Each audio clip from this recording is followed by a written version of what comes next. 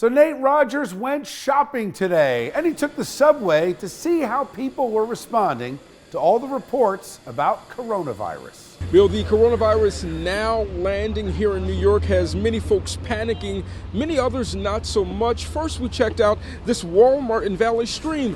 The empty shelves show just how worried people have become. Everything from bleach to rubbing alcohol to disinfectant wipes and hand sanitizer was all sold out. Bobby Pena stocked up on canned goods and water. Well, we gotta keep everything clean, especially when I got two daughters, one autistic, and I'm concerned, very worried about that. It's like I don't trust anything out here. So if I tell my kids to wash their hands daily, 2 and 3 and 4 times a day, it's going to be the same from prior to the coronavirus and after the coronavirus. It's going to be the same. Your habit is your habit. If you have a clean habit, you have a clean habit. Inside many New York City subway stations today, you could certainly smell the strong scent of bleach as crews began an intense cleaning and sanitation operation overnight. We also saw more folks wearing face masks and telling us their own practices in trying to stay germ-free. Every time I get in the house, I wash my hands. I don't touch too many poles. People coughing or whatever, I move away from them.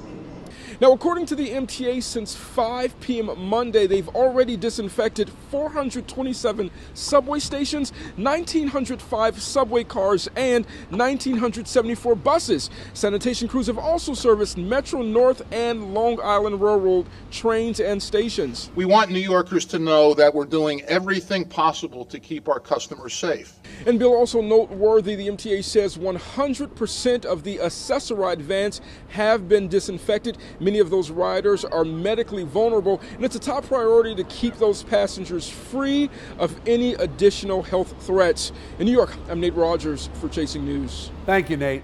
All right, let's talk about coronavirus with our A+ panel for tonight. We're joined by Bill Caruso, attorney and Democratic strategist. Good to see you, Bill. Hey, Bill. And Jeanette Hoffman, Republican strategist, joins us via Skype. Good to see you, Jeanette.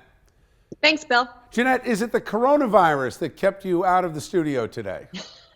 No, definitely not. In what I think is largely a frenzy driven by the media, the MTA is going way over the top with a full cleaning of all of their train cars.